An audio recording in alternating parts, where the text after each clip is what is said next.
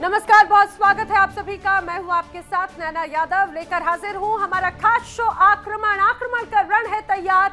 हुंकार है, ललकार है और चारों तरफ सिर्फ यलगार है। जमीन कांप रही है, मिसाइलों की धमक से आसमान चीख रहा है, ड्रोनों की गरजने से और सरहदों पर हो रही है बमों की बारिश, जिससे इंसानियत को सिहरने पर मजबूर कर दिया।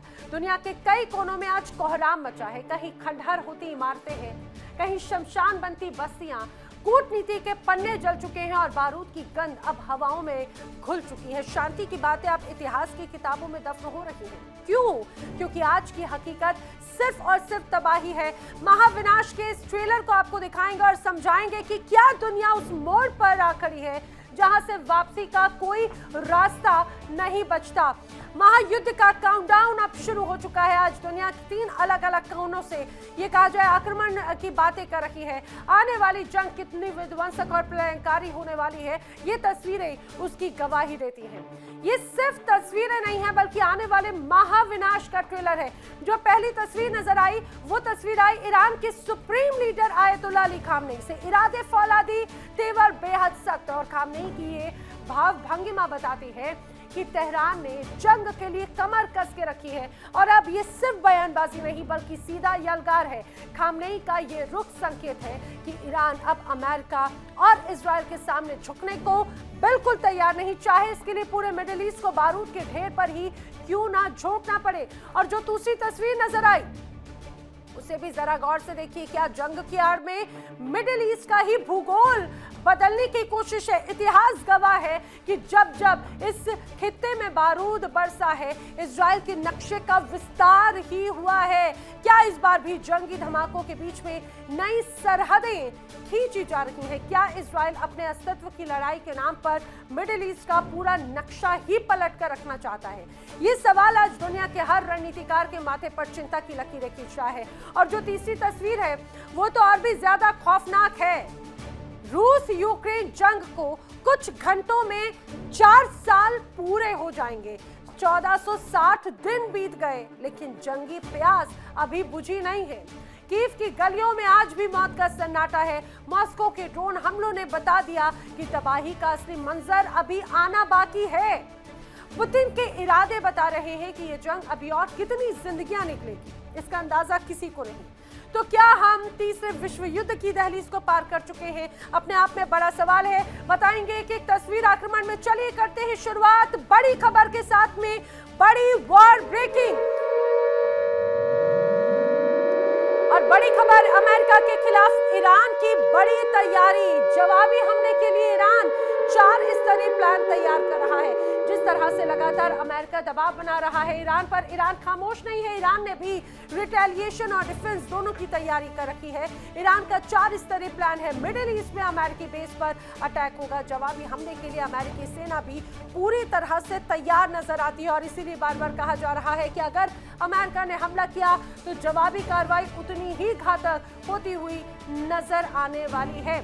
ईरान का प्लान घातक है और कहा जा रहा है कि ये इतना ज्यादा घातक प्लान है कि पूरे मिडिल ईस्ट में कोहराम मचा सकता है। जी हाँ, ईरान का घातक प्लान और अरब में कोहराम।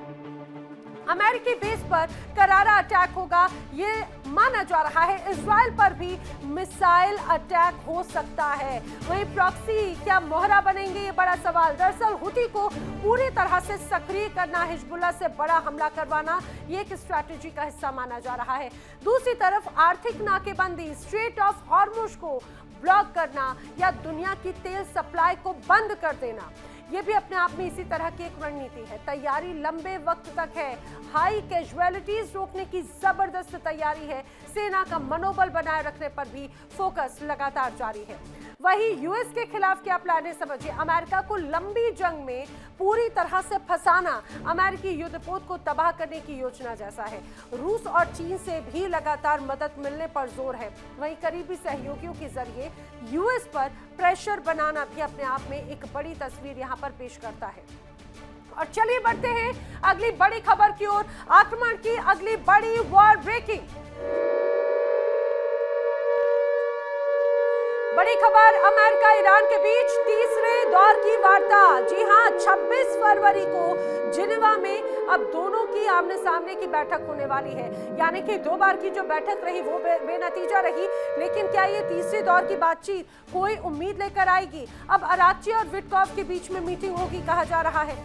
17 फरवरी को भी मुलाकात हुई जिनेवा में ही, लेकिन जो जिनेवा की जो बातचीत थी वो बेनतीजा थी। अब ओमान में जिस तरह से जिनेवा से पहले ओमान में बातचीत हुई वो भी बहुत ज्यादा उम्मीद लेकर नहीं आई। अब माना जा रहा है कि एक और दौर की बातचीत अब होने वाली है, इसकी पुष्टि भी की जा चुकी है। अब उम्मीद की जा रही है क्या इसके पहले जो दोनों देश एक तरह से बड़े शक्ति प्रदर्शन की बात कर रहे थे, शर्तों पर बात की जा रही थी, जो शर्तों पर बातचीत बनी नहीं, क्या ये तीसरे दौर की बातचीत वो एक उम्मीद लेकर आ रहा है? अपने आप में बड़ी बात है। वहीं ईरान अमेरिका में बैठक होने वाली है, सिर्फ उठापटक है। 26 फरवरी को जिनेवा में अहम बैठक है, अमेरिका ईरान के बीच में ये मीटिंग होगी। अब परमाणु कार्यक्रम पर दोनों बातचीत करने वाले हैं। बातचीत में होगा कौन कौन समझिए। बातचीत में ट्रंप के विशेष दूत स्टीव विटकॉफ होंगे, ट्रंप के दामाद जेरेड कुशनर भी होंगे, ईरानी विदेश मंत्री अब्बास अराक्ची होंगे, तो ओमान के विदेश मंत्री बदर अल बुसैदी की भी मध्यस्थता होगी। अब इस बार जो तीसरे दौर की बातचीत है उस बातचीत के मुद्दे भी समझिए। मीटिंग के मुद्दे ईरान का परमाणु प्रोग्राम, ईरान की बैलिस्टिक मिसाइल, मिडिल ईस्ट में अमेरिकी तैनाती, ये 3 बड़े मुद्दे हैं जिस पर बातचीत की जाएगी। लेकिन बड़ा सवाल ये कि क्या ईरान तैयार होगा इन तमाम शर्तों को लेकर, ये भी एक तरह से देखने वाली बात है। एक बार फिर जिनेवा की झील के किनारे आलीशान मेज सजने वाली है। एक बार फिर दुनिया के दिग्गज सूट बूट पहनकर हाथ मिलाएंगे, कैमरा चमकेगा, मुस्कुराहटें बटेंगी और फाइलों के पन्ने पलटेंगे। लेकिन सवाल ये कि क्या इन बंद कमरों की बातों से दुनिया का नक्शा बदलेगा, या फिर ये सिर्फ बैटलफील्ड पर जाने से पहले की एक आखिरी औपचारिकता ही नजर आएगी।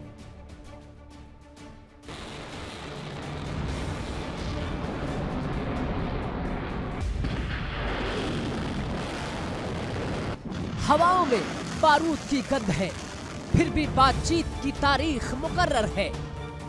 जिनेवा की मेज पर शांति का ढोंग रचा जा रहा है, जबकि सरहदों पर विध्वंसक हथियारों की नुमाइश जारी है। ईरान का स्टैंड बिल्कुल साफ है, ना झुकेंगे ना रुकेंगे। ईरान ने साफ कर दिया कि अगर बातचीत होगी तो उसकी शर्तों पर होगी। तेहरान की शर्त है कि पाबंदियां हटे और उसके संप्रभु अधिकारों का सम्मान हो। लेकिन कथनी और करनी के बीच जो फासला है वो डराने वाला है। एक तरफ ईरान बातचीत के लिए जिनेवा जा रहा है, तो दूसरी तरफ उसकी अंडरग्राउंड मिसाइल सिटीज एक्टिव हो चुकी है। हॉर्मुज़ की खाड़ी से लेकर लेबनान और यमन तक ईरान ने अपने प्रॉक्सी नेटवर्क को हाई अलर्ट पर रखा है। ईरान जानता है कि कूटनीति तभी काम करती है जब पीछे डिटरेंस यानी कि खौफ की ताकत खड़ी हो, और वो अपनी परमाणु क्षमता को ढाल बनाकर मेज पर बैठना चाहता है। अब सवाल सुपर पावर अमेरिका पर भी है। अगर शांति की नीयत है तो ये हथियारों का जमावड़ा क्यों है? मिडिल ईस्ट से लेकर यूरोप के कोने कोने तक अमेरिका की वॉर मशीनरी तैनात है। अत्याधुनिक radar, patriot missile defence system और B-52 बॉम्बर्स की दहाड़ क्या किसी शांति की वार्ता का संकेत है? वाशिंगटन की चाल को समझिए। अमेरिका की नीति इस वक्त बिल्कुल दो तरफा नजर आ रही है। एक तरफ वो शांति की मेज सजाने का नाटक करता है, तो दूसरी तरफ अपनी शर्तों से 1 इंच भी पीछे हटने को तैयार नहीं। व्हाइट हाउस की ये डबल गेम वाली कूटनीति दुनिया को नए खतरे में डाल रही है। अमेरिका चाहता है कि रूस और ईरान उसकी शर्तों पर सरेंडर करें, और इसीलिए मिडिल ईस्ट से लेकर यूरोप तक अमेरिकी जंगी जहाज और मिसाइलें तैनात हैं। सवाल ये है कि क्या ये शांति की कोशिश है या फिर दुनिया को एक और भीषण युद्ध की आग में धकेलने की सोची समझी तैयारी है।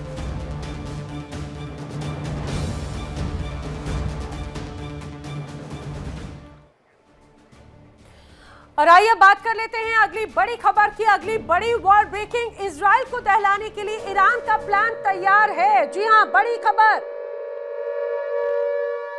इजराइल को दहलाने की कोशिश लगातार की जाएगी। ईरान की तरफ से प्लानिंग भी तैयार है। बैलिस्टिक मिसाइल लॉन्चर तैनात किया गया है। इराक बॉर्डर पर मिसाइलों की तैनाती होगी। अमेरिकी सैन्य बेस भी ईरान के निशाने पर है, ये भी जानकारी सामने आ रही है। इस पूरे तनाव के बीच में ईरान सीधे सीधे मुख्य धार में है, क्योंकि इजराइल ही एक तरह से ईरान को कंट्रोल करना चाहता है और इजराइल बिल्कुल नहीं चाहता कि ईरान अपनी मिसाइल की ताकत को मजबूत करे। यही वजह है कि लगातार दबाव बनाने की तैयारी है और ईरान भी बड़े स्तर पर तैयारी कर रहा है। अब दुनिया इस वक्त बारूद के ढेर पर बैठी है और सुपर पावर अमेरिका उसके लिए दो मोर्चे वाली सबसे खतरनाक जंग ये बनती हुई नजर आती है।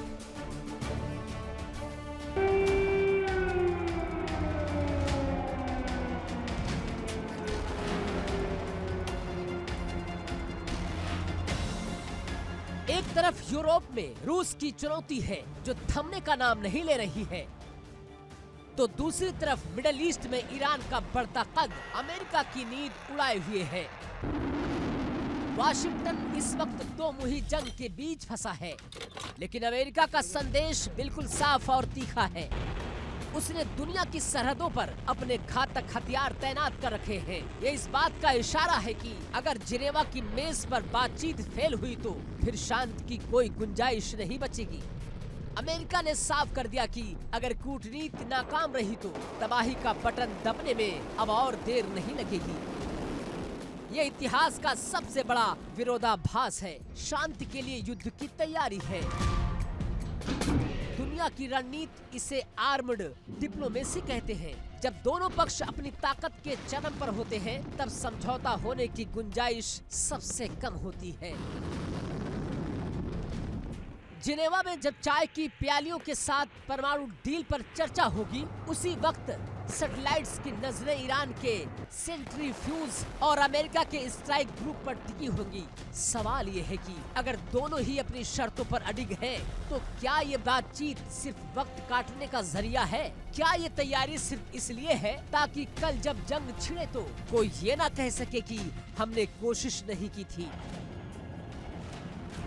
नतीजा क्या होगा? शायद फिर वही बेअसर बातचीत का एक और दौर होगा, क्योंकि जब नीयत में खोट हो और हाथों में बंदूक हो तो जुबान से निकलने वाले शब्द सिर्फ शोर पैदा करते हैं, समाधान नहीं। जिनेवा की मेज सजी है, लेकिन निगाहें बारूद के उन ढेरों पर हैं जो कभी भी भड़क सकते हैं।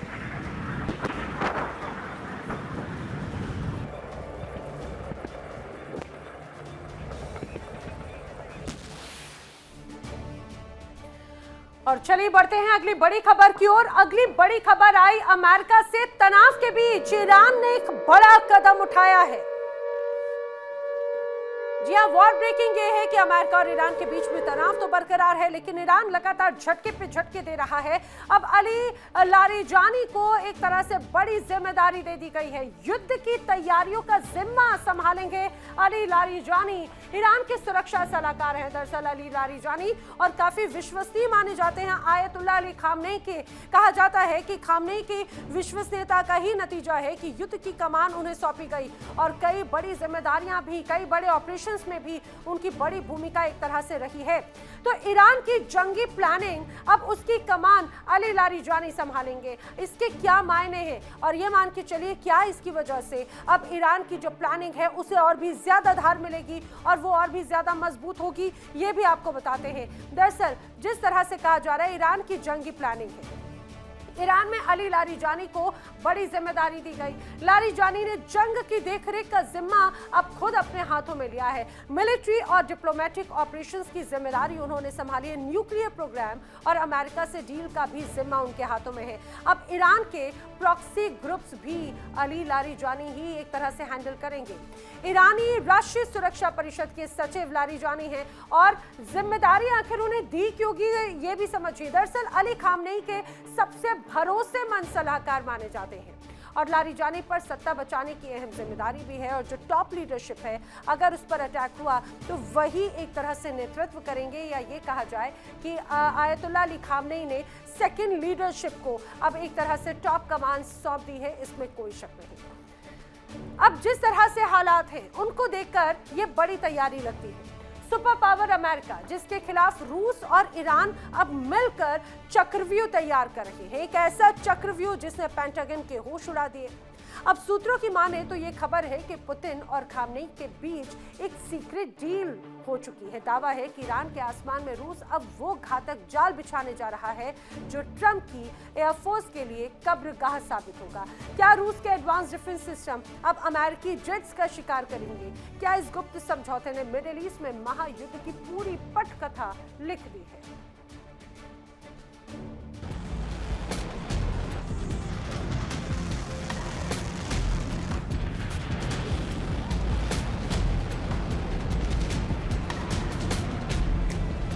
आसमान में बिछ रहा है जाल।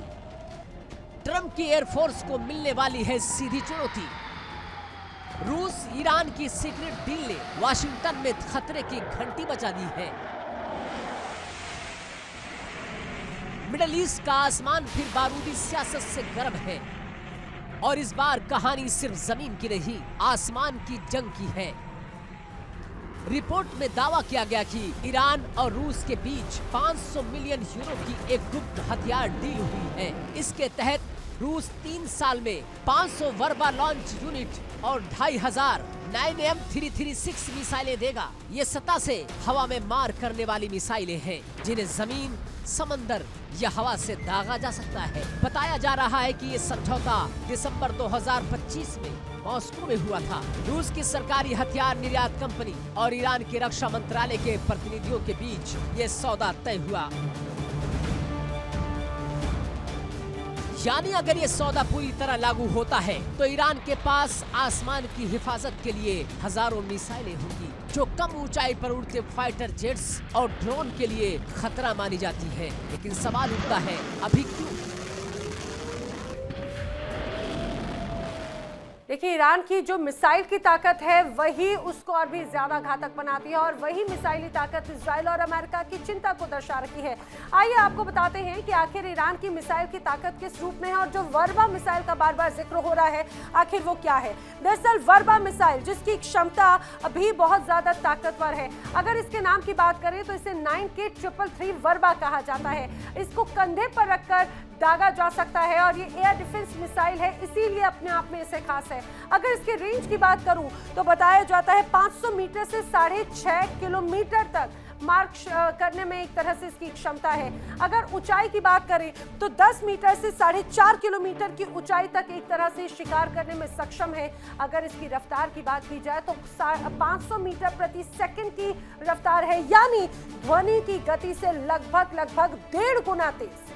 अब अगर टारगेट की बात की जाए, अगर इसने टारगेट पर अपने जेट, हेलीकॉप्टर या ड्रोन ले लिया तो ये मान के चलिए उसका धराशायी होना पूरी तरह से निश्चित है।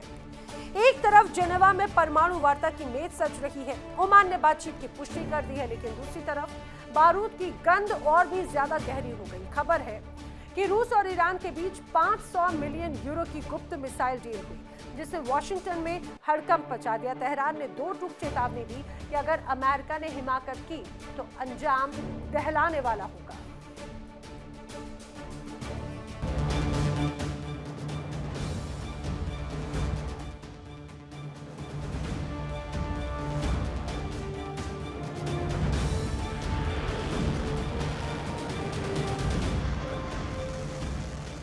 तो इसका मतलब साफ है, ईरान अमेरिकी एयर ऑपरेशन के खिलाफ बहुस्तरीय रक्षा कवच खड़ा करना चाहता है। क्या ये डील वाकई सीक्रेट है? रूस और ईरान दोनों ने आधिकारिक पुष्टि फिलहाल नहीं की है।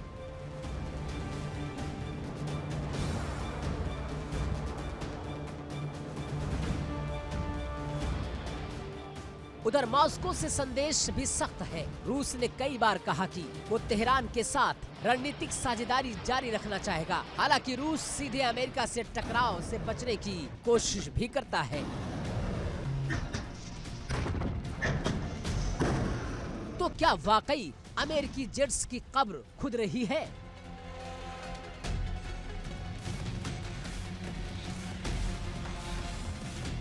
या ये मनोवैज्ञानिक युद्ध का हिस्सा है? अमेरिका की एयरफोर्स के पास स्टील तकनीक, इलेक्ट्रॉनिक वारफेयर और लंबी दूरी की मिसाइलों की बढ़त है। लेकिन हजारों मिसाइलें ऑपरेशन को जटिल जरूर बना सकती हैं। यानी तस्वीर ब्लैक एंड व्हाइट नहीं है। ये सीधा युद्ध का ऐलान नहीं, बल्कि टकराव से पहले की पोजीशनिंग है।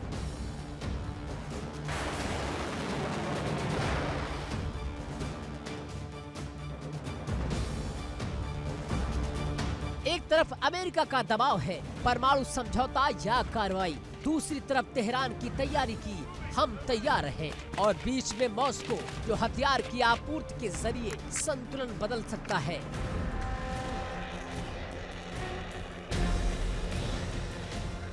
बड़ा सवाल यही है कि क्या ये सौदा सिर्फ डिफेंस शील्ड है या आने वाले किसी बड़े टकराव की आहट।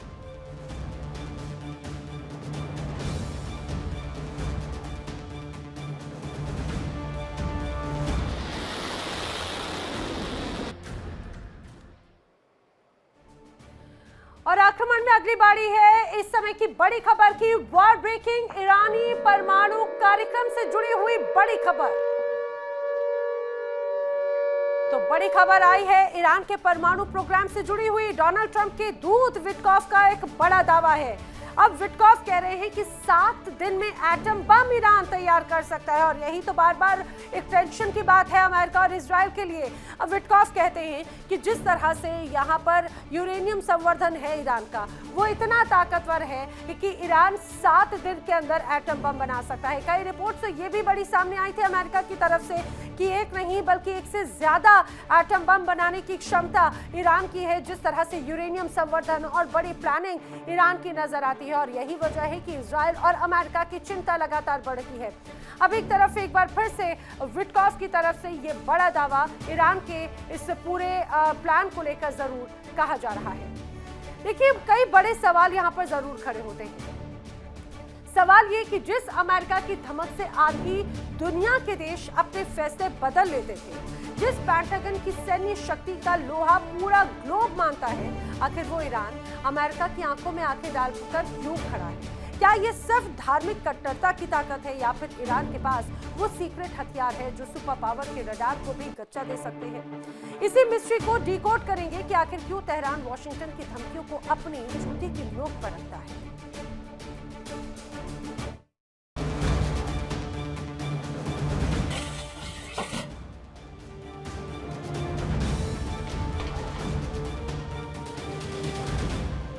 दुनिया इस वक्त बारूद के ढेर पर बैठी है।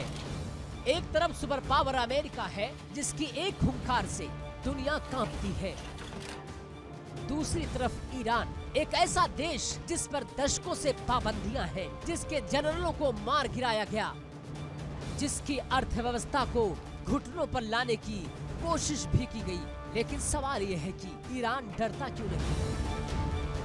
ट्रंप ने ईरान को बोर्ड ऑफ पीस के जरिए आखिरी अल्टीमेटम दिया कि 15 दिनों में डील करो वरना अंजाम बुरा होगा। लेकिन तेहरान से जवाब आता है, हम झुकेंगे नहीं। आखिर ईरान की इस निडरता के पीछे का राज क्या है? आज हम इसी की परतें खोलेंगे।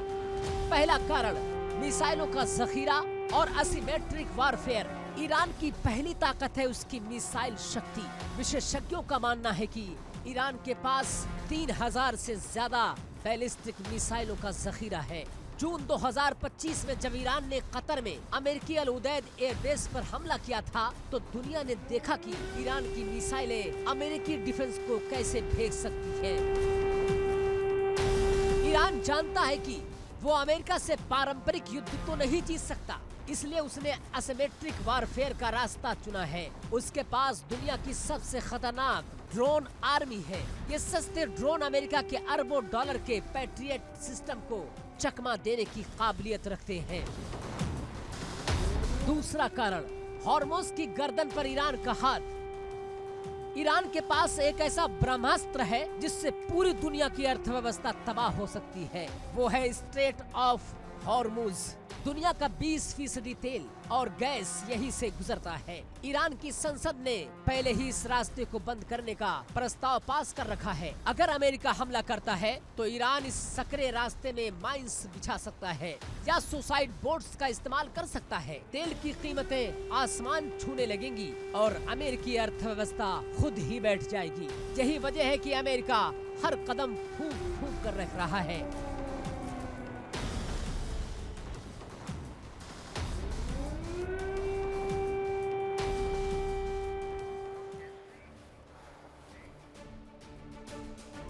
और इस बीच एक और बड़ी खबर आक्रमण की जान लीजिए जो आई है ईरान को लेकर। इजराइल में बड़ी बैठक की जा रही है, लगातार तनाव बरकरार है।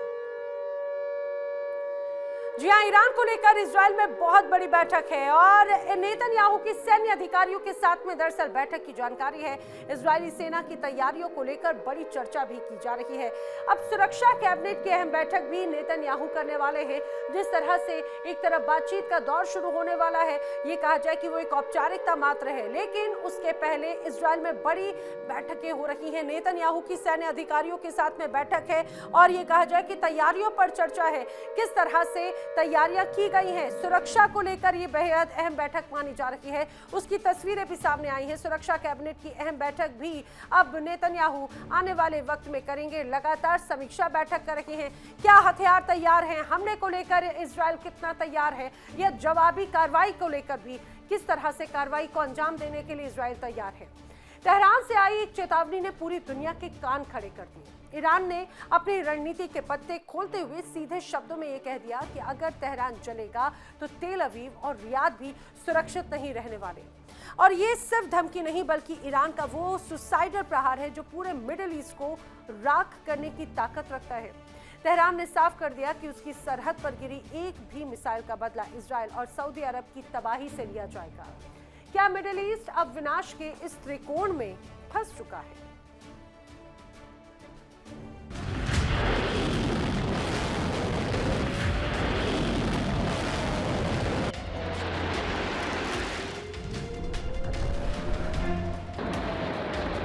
तीसरा कारण एक्सिस ऑफ रेजिस्टेंस, ईरान की अदृश्य दीवार।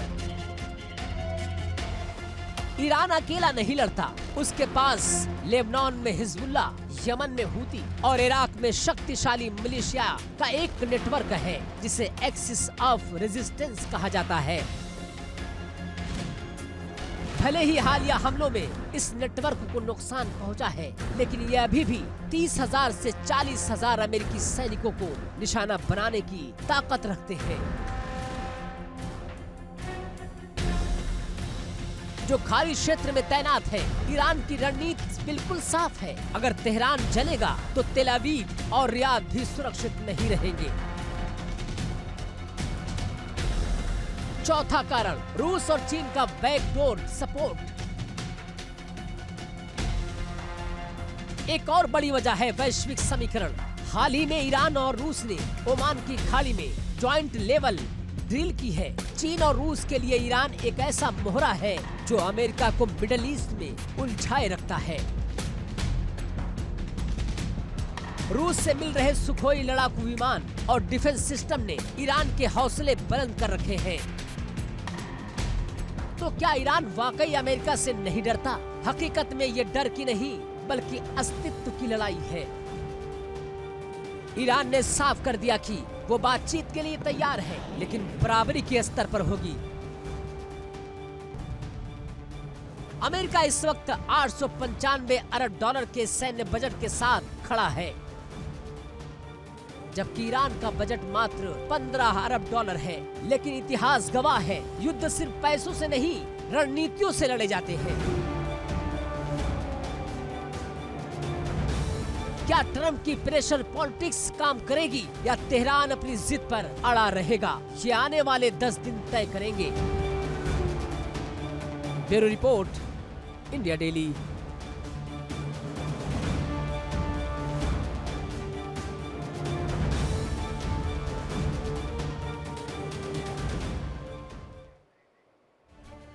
और इस बीच एक और बड़ी खबर आई है आक्रमण की। ईरान से तनाव के बीच बड़ी प्लानिंग यहां पर नजर आती है। अमेरिका ने जो प्लानिंग की है दरअसल बड़ी खबर, ईरान से तनाव के बीच अमेरिका की बड़ी प्लानिंग का खुलासा हुआ है। इजराइल की सुरक्षा के बहाने अब नक्शा बदलने का प्लान है। जी हां, मिडिल ईस्ट का नक्शा बदलना चाहता है अमेरिका। ईरान को कमजोर करके एक तरह से नक्शा बदला जा सकता है और इसी को लेकर बड़ी चिंता यहां पर नजर आ रही है।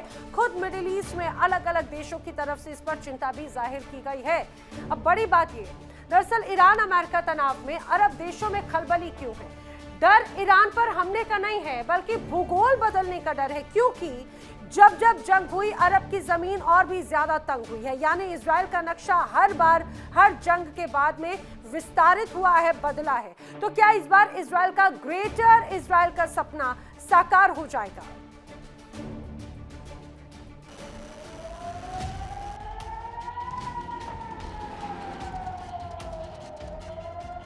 क्या मिडिल ईस्ट में एक और भूचाल आने वाला है? क्या ईरान पर हमले की आड़ में मध्य पूर्व का नक्शा फिर से बदल जाएगा? और क्या ग्रेटर इजराइल सिर्फ एक नारा है या किसी बड़ी रणनीति का हिस्सा? मिडिल ईस्ट की रेत एक बार फिर सुलग रही है और सवाल उठ रहे हैं वॉशिंगटन से लेकर तेहरान तक। इतिहास गवाह है कि जब भी इस इलाके में जंग हुई, नक्शा बदला है। साल 1917 तब पूरा इलाका ब्रिटिश शासन के अधीन फिलिस्तीन कहलाता था। 1947 में संयुक्त राष्ट्र ने विभाजन का प्रस्ताव रखा और 55% यहूदी राज्य, 45% अरब राज्य और यरूशलेम अंतर्राष्ट्रीय शहर घोषित किया। 1948 में इजराइल बना। उसी के साथ जंग छिड़ गई, लेकिन जंग खत्म हुई तो इजराइल अपने प्रस्तावित नक्शे से बड़ा हो चुका था। ये इजराइल का पहला विस्तार था। इसके बाद 1947 में 6 दिन की जंग हुई। इस जंग के बाद मिडिल ईस्ट का नक्शा बदल गया। गाजा, वेस्ट बैंक, पूर्वी यरूशलेम, गोलान हाइट्स और सिनाई पर इजराइल का कब्जा हो गया। 1993 से 1995 के दौरान ओस्लो समझौता हुआ और वेस्ट बैंक को 3 हिस्सों में बांट दिया गया। पहला एरिया फिलिस्तीनी प्रशासन, दूसरा इलाका साझा नियंत्रण और तीसरा इलाका इजरायली नियंत्रण। यानी इतिहास कहता है कि यहाँ जंग सिर्फ मोर्चों पर नहीं लड़ी जाती, नक्शों पर भी लड़ी जाती है। अब इजराइल में अमेरिकी राजदूत के बयान ने अरब दुनिया में हलचल मचा दी है। ग्रेटर इजराइल के शब्द जैसे ही गूंजे, खाड़ी देशों की सियासत में सनसनी फैल गई।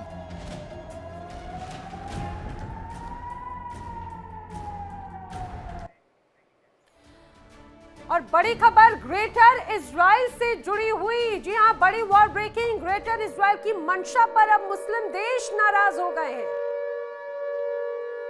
मुस्लिम देश भड़क चुके हैं ग्रेटर इजराइल की मंशा पर। अमेरिका के विरोध में अब खुलकर विरोध प्रदर्शन किया जा रहा है। अमेरिका के विरोध में 57 ऐसे मुस्लिम देश हैं जो खिलाफत कर रहे हैं। दरअसल ग्रेटर इजराइल बनाने का जमकर विरोध किया जा रहा है।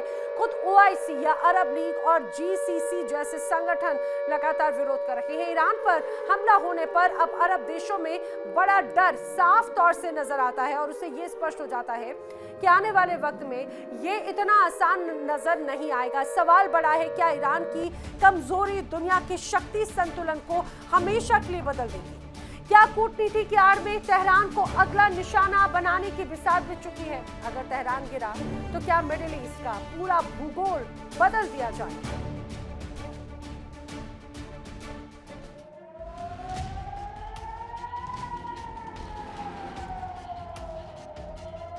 क्या इसका मतलब है कि अगर ईरान कमजोर हुआ तो शक्ति संतुलन स्थायी रूप से बदल जाएगा? क्या तेहरान अगर लक्ष्य है और अगर ऐसा हुआ तो क्या अरब सीमाएं सुरक्षित रहेंगी? इसी डर ने 57 देशों को एकजुट कर दिया है। OIC, अरब लीग और GCC पहली बार इतने खुलकर एक सुर में बोल रहे हैं। उधर अमेरिका ने OIC, अरब लीग और गल्फ कोऑपरेशन काउंसिल की धमकी का जवाब ढूंढ लिया है। ईरान पर हमला हुआ तो अरब देशों की ना तो जमीन का इस्तेमाल किया जाएगा और ना ही एयर स्पेस का। ईरान पर यूरोप से सीधा हमला किया जाएगा, यानी बुल्गारिया, ग्रीस और साइप्रस जैसे यूरोपीय देशों से अमेरिका के F-35 और F-16 फाइटर जेट्स उड़ान भरेंगे। यानी सैन्य दृष्टि से तैयारी मुकम्मल बताई जा रही है। लेकिन बड़ा सवाल ये है कि क्या ईरान पर हमला सिर्फ परमाणु कार्यक्रम रोकने तक सीमित रहेगा या इसके बाद एक नया शक्ति समीकरण जन्म लेगा। ईरान जो खुद को रेजिस्टेंस एक्सिस का केंद्र मानता है, लेबनान से लेकर सीरिया और यमन तक प्रभाव रखता है, अगर ईरान कमजोर हुआ तो क्या पूरे क्षेत्र एक धुरी में आ जाएगा। आज अरब देशों की चिंता सिर्फ इजराइल नहीं बल्कि वो शक्ति संतुलन है जो दशकों से नाजुक संतुलन पर टिका हुआ है। अगर ईरान गिरा तो क्या सीरिया, लेबनान और इराक में नई लकीरें खिंचेंगी? क्या खाड़ी देशों की सुरक्षा नीति बदल जाएगी? क्या तेल की राजनीति नया मोड़ लेगी? इतिहास कहता है कि मध्य पूर्व में जब भी बारूद सुलगा, नक्शों ने करवट ली है। Bureau report, India daily.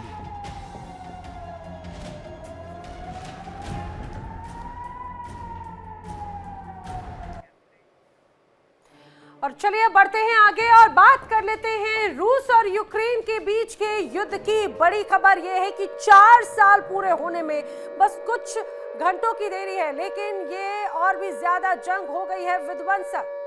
जी हां, रूस ने यूक्रेन पर विनाशक हमला किया है। रॉकेट और मिसाइल से भीषण अटैक की खबर है।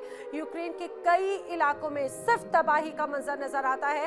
रूस हमले करता है, यूक्रेन जवाब देता है। यूक्रेन की तरफ से जवाबी हमले और भी ज्यादा घातक होते हैं और दोनों ही देश एक दूसरे को जमकर खत्म करने पर मानो आमदा यहाँ पर नजर आते हैं। खामियाजा सिर्फ आम जनता भुगत रही है और कुछ ही घंटों के बाद में 4 साल इस पूरे जंग को पूरे हो जाएंगे, जो अपने आप में घातक तस्वीर को दर्शाता है।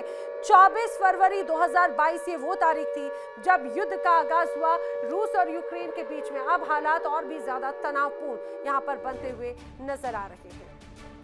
समझिए, 4 साल से रूस और यूक्रेन जंग में किसके सैनिकों की कितनी मौत हुई है और क्या नुकसान हुआ है, वो भी आइए जरा जान लीजिए। दरअसल तबाही के 4 साल हैं। तबाही के 4 साल हैं। 1461 दिन हो चुके हैं और रूस के कब्जे की अगर बात करें तो दावा किया जा रहा है कि यूक्रेन के 20% हिस्से पर रूस कब्जा कर चुका है। रूस के सैनिकों की मौत की बात की जाए तो इस पूरे 4 साल के युद्ध में 3,25,000 से ज्यादा सैनिकों को खोया है रूस ने।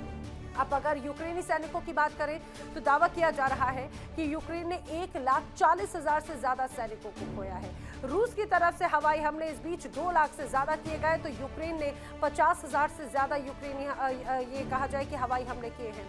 शांति बातचीत 16 बार हुई, लेकिन 16 बार की ये बातचीत बेनतीजा रही है।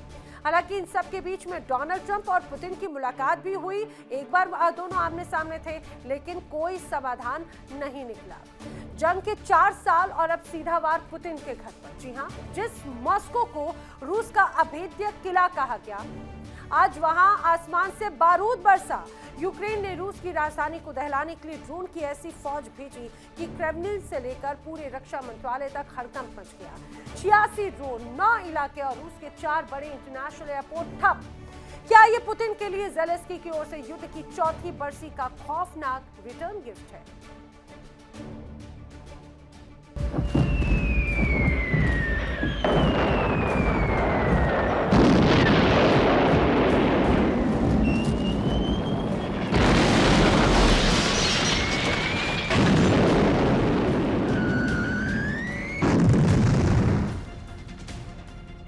रूस यूक्रेन युद्ध के 4 साल पूरे होने में बस चंद घंटे बाकी हैं।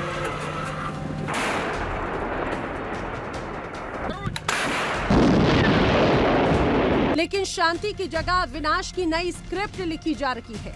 22 फरवरी की वो काली रात जब रूस की राजधानी मॉस्को और उसके सीमावर्ती इलाके ड्रोन के शोर से कांप उठे।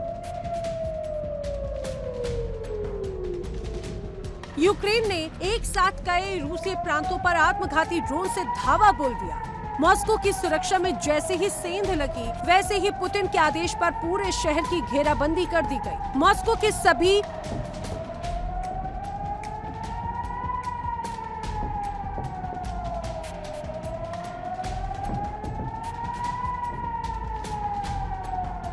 अंतर्राष्ट्रीय हवाई अड्डों पर नो फ्लाई जोन घोषित कर दिया गया। उड़ानें जहां तक की थी वहां पर थमकर रह गई।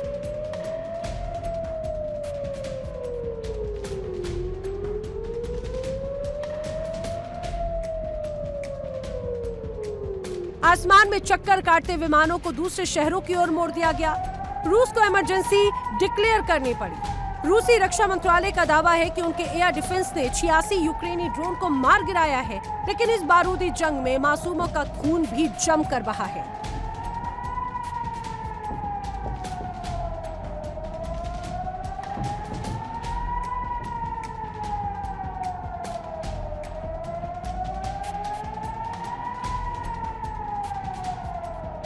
सबसे भीषण हमला बेलगोरोड क्षेत्र में हुआ। सीमा से मात्र 10 किलोमीटर दूर क्रासिवो गांव के पास में एक ड्रोन सीधा एक गाड़ी से जा टकराया।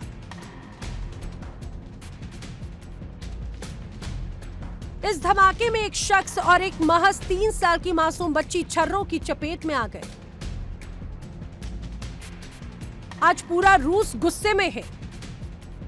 बेलगोरोड से लेकर मॉस्को तक यूक्रेन के इस ड्रोन वार ने पुतिन को सीधे चुनौती दे दी। सवाल यह है कि क्या पुतिन खामोश बैठेंगे? युद्ध की बरसी के पास यूक्रेन के इस दुस्साहस ने मॉस्को को जख्मी कर दिया है। जानकारों का मानना है कि इस हमले के बाद रूस का पलटवार और भी ज्यादा भीषण होगा। क्या यूक्रेन के इन ड्रोन हमलों ने तीसरे विश्व युद्ध की चिंगारी को और भी ज्यादा भड़का दिया है? मॉस्को में लगी ये आग क्या अब कीव को खाक कर देगी?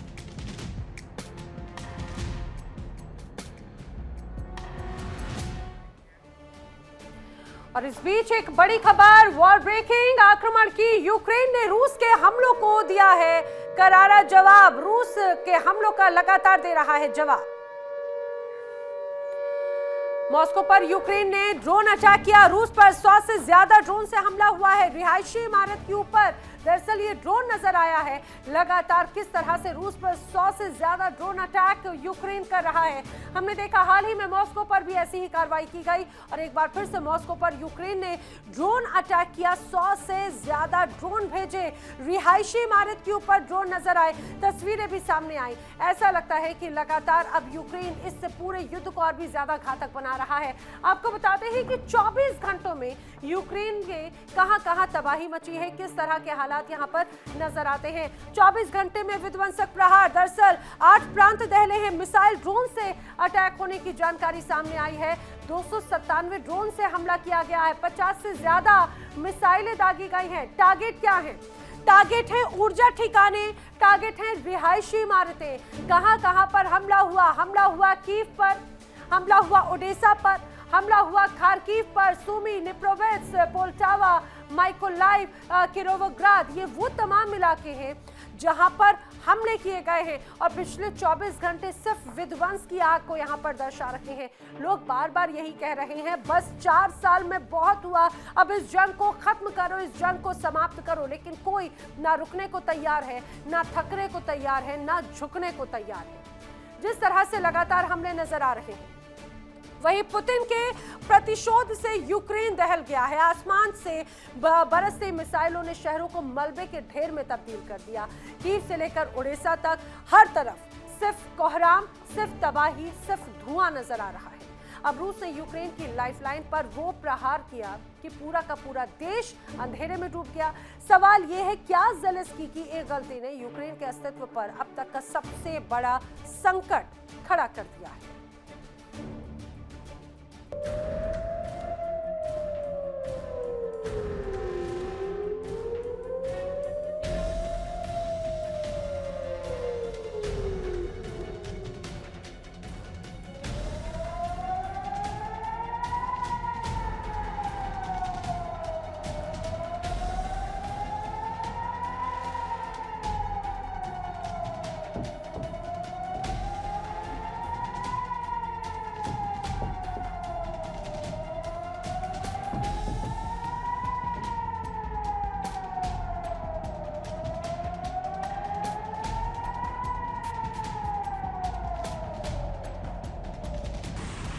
आसमान से बरसती आग, जमीन पर मचती चीख पुकार।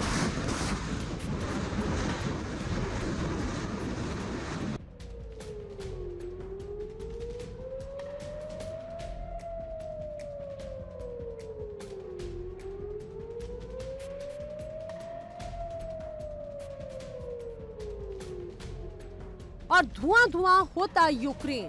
पुतिन के प्रलय ने एक बार फिर कीव की रातों की नींद छीन ली। रूस ने यूक्रेन पर अब तक का सबसे भीषण प्रहार किया। 50 मिसाइलें और करीब 300 आत्मघाती ड्रोन एक साथ एक ही रात रूस ने यूक्रेन को दहलाने के लिए अपनी पूरी ताकत झोंक दी।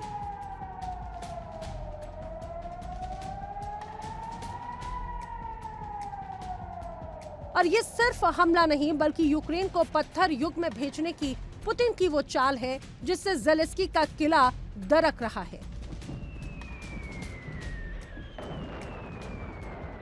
मॉस्को का टारगेट साफ है, यूक्रेन की कमर तोड़ दो। और इस बार निशाना रिहायशी इलाकों के साथ साथ यूक्रेन की लाइफलाइन यानी एनर्जी इंफ्रास्ट्रक्चर था।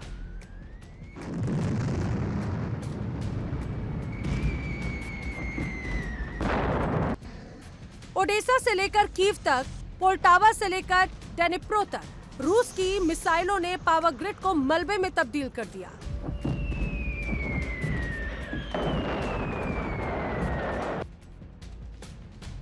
पचास मिसाइलें दागी गई, 297 ड्रोन से हमला किया गया।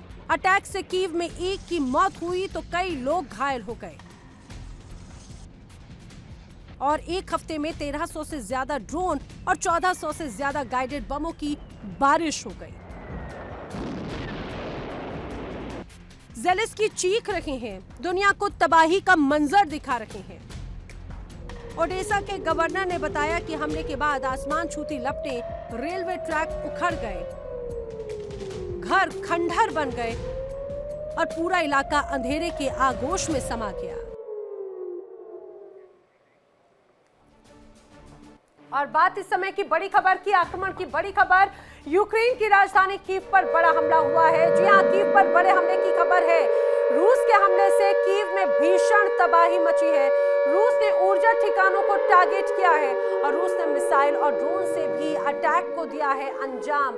लगातार हमले को बड़े रूप में ये कहा जाए कि अंजाम दिया जा रहा है। अब कीव पर बड़ा हमला हुआ है। रूस के हमलों से कीव में भीषण तबाही का मंजर नजर आता है। चारों तरफ सिर्फ तबाही ही तबाही है। ऊर्जा ठिकाने यहाँ पर ठप नजर आते हैं। रूस ने मिसाइल और ड्रोन से दरअसल अब इन टारगेट्स को एक तरह से ध्वस्त करने का मन बनाया। कीव पर बड़े हमले को अंजाम दिया। यूक्रेन की राजधानी किस तरह से दहली इन हमलों से, वो तस्वीरें आपके सामने हैं। चलिए बढ़ेंगे आगे। जिस तरह के हालात नजर आते हैं, रूस और यूक्रेन के बीच का तनाव फिलहाल थमता नजर नहीं आता। अब यूक्रेन की वायुसेना ने दावा किया है कि उन्होंने 33 मिसाइल और 274 ड्रोन को मार गिराया, लेकिन सवाल यह है कि आखिर कब तक।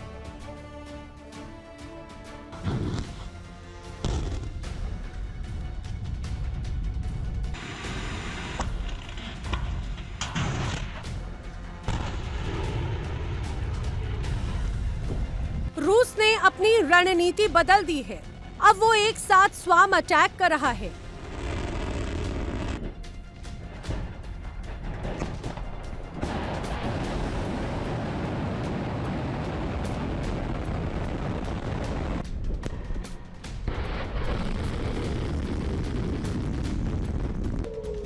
यानी इतने ड्रोन एक साथ भेजो कि एयर डिफेंस सिस्टम कंफ्यूज हो जाए। ये पुतिन का सैचुरेशन वॉरफेयर है, जब सैकड़ों ड्रोन एक साथ आसमान में नजर आते हैं।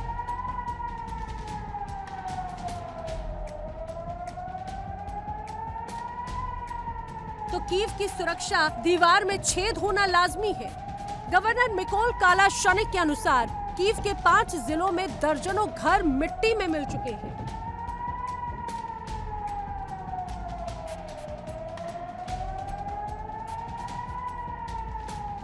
दुनिया को उम्मीद थी कि जेनेवा में मेज सजेगी तो जंग थम जाएगी। अमेरिका मध्यस्थता कर रहा था, उम्मीदें परवान चढ़ रही थी, लेकिन नतीजा ढाक के वही 3 पार।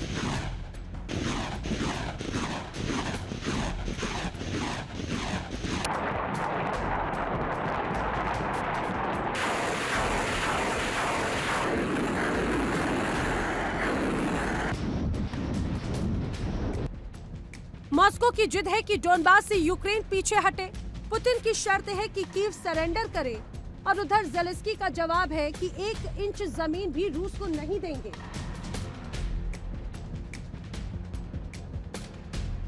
जब दोनों तरफ से जिद बारूद से ज्यादा गर्म हो तो समझौतों की फाइलें रद्दी के सिवा कुछ नहीं रह जाती।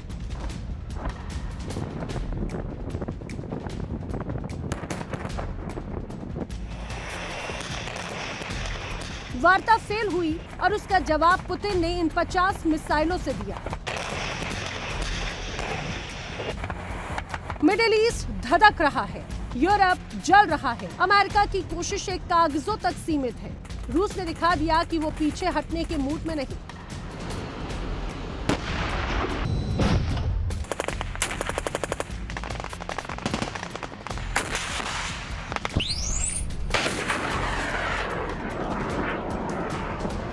यूक्रेन के पास अब हथियार खत्म हो रहे हैं और रूस की मिसाइलें फैक्ट्री 24 घंटे काम कर रही हैं। क्या ये भीषण हमले इस बात का संकेत है कि आने वाले दिन और भी ज्यादा खौफनाक होने वाले हैं? जेनेवा की मेज पर सन्नाटा है,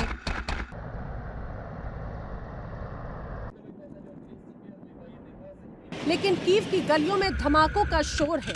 यूक्रेन की रातें अब रोशनी की नहीं बल्कि मौत की आहट की मोहताज है। सवाल वही है, तबाही आखिर कब रुकेगी या फिर ये दुनिया को एक बड़े महायुद्ध की ओर धकेल रही है?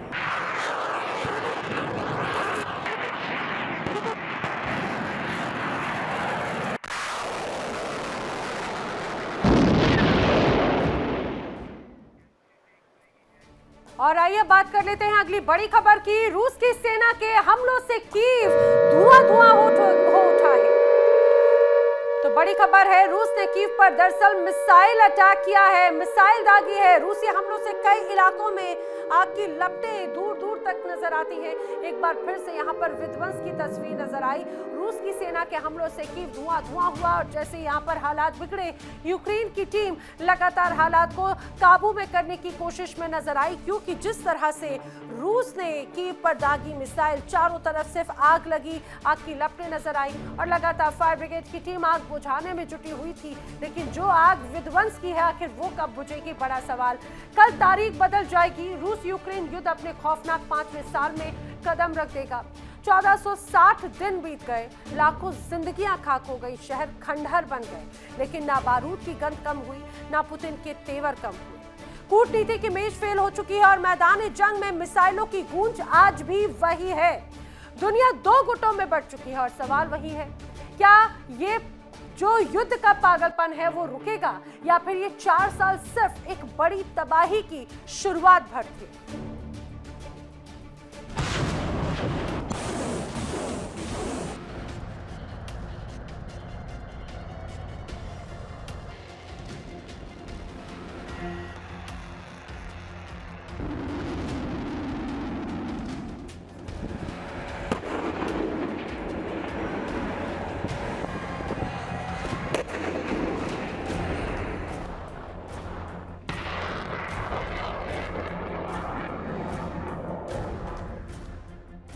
तारीख 24 फरवरी 2022 जब शुरू हुआ वो बारूदी खेल अब अपने 5वें साल की दहलीज पर खड़ा है।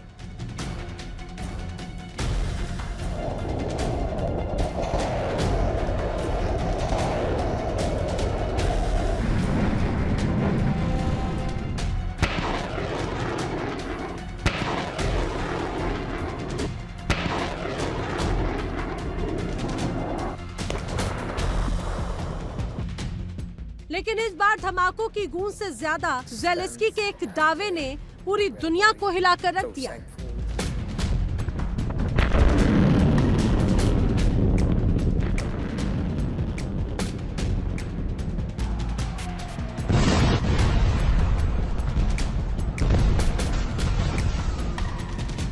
कीव के बंकरों से निकलकर ज़ेलेंस्की ने वो कह दिया कि जिसे सुनकर पूरी दुनिया के होश उड़ गए।